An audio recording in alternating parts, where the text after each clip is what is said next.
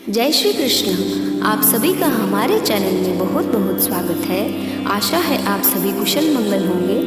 कृपया चैनल को like, subscribe व शेयर जरूर करें। योगिनी एकादशी आषाढ़ मास के कृष्ण पक्ष की इस एकादशी को भगवान नारायण की पूजा आराधना की जाती है।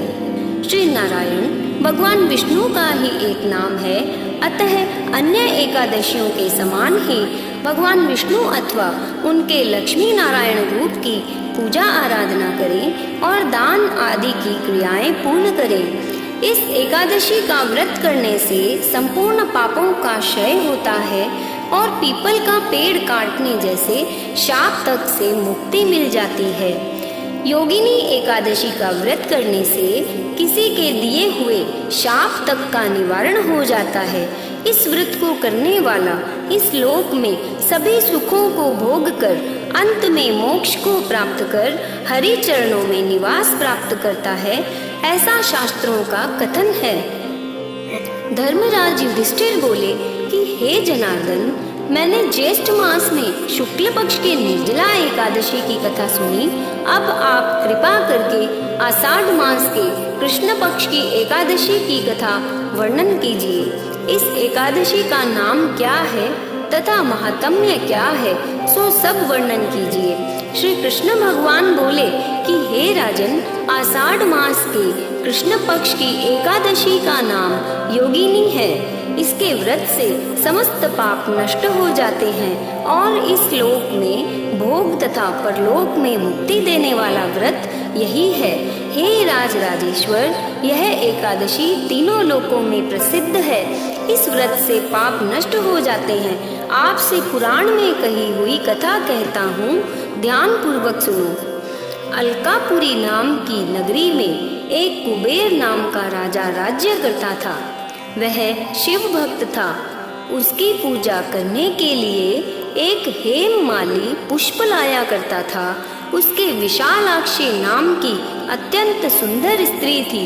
एक दिन वह मानसरोवर से पुष्प ले आया, परंतु कामासक्त होने के कारण पुष्पों को रखकर अपनी स्त्री के साथ रमण करने लगा और दोपहर तक न गया। जब राजा कुबेर को उसकी राह देखते देखते दोपहर हो गई, तो उसने क्रोधपूर्वक अपने सेवकों को आज्ञा दी कि तुम लोग जाकर हेममाली का पता लगाओ कि अभी तक पुष्प क्यों नहीं लाया है।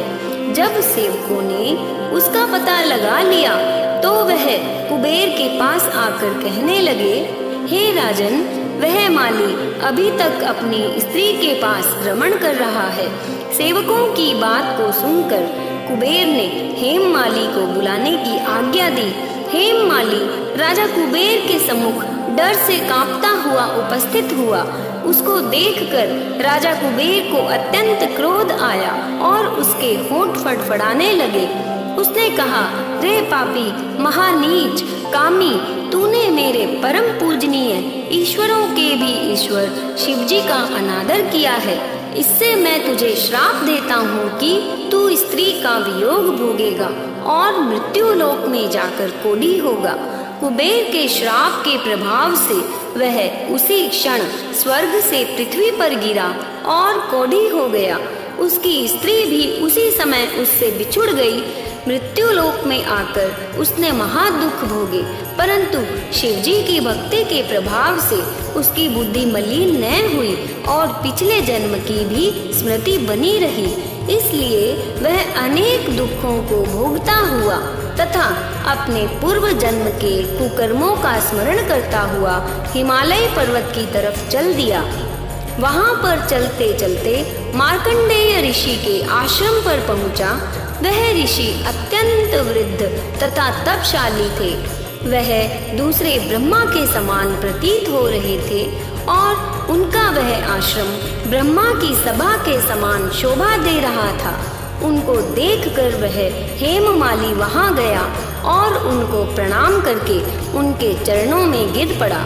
उसको देखकर मार्कंडेय ऋषि बोले कि तूने कौन सा खोटा कर्म किया है जिससे तू कोढ़ी हुआ और महान दुख भोग रहा है। इस पर हेममाली बोला, हे मुनि, मैं यमराज कुबेर का सेवक था।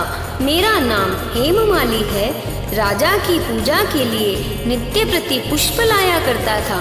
एक दिन अपनी स्त्री के साथ विहार करते करते देर हो गई और दोपहर तक पुष्प लेकर न पहुंचा। उन्होंने मुझे श्राप दिया कि तू अपनी स्त्री का वियोग भोग और मृत्यु लोक में जाकर कोढ़ी बन तथा दुख भोग। इससे मैं कोढ़ी हो गया हूँ और महान दुख भोग रहा हूँ। अतः आप कोई ऐसा उपाय बतलावें जिससे मेरी मुक्ति हो। इस पर मार्कंडेय ऋषि बोले कि भाई, तूने मेरे सम्मुख सत्य वचन कहा है, इसलिए मैं तेरे उद्धार के लिए एक व्रत बतलाता हूँ।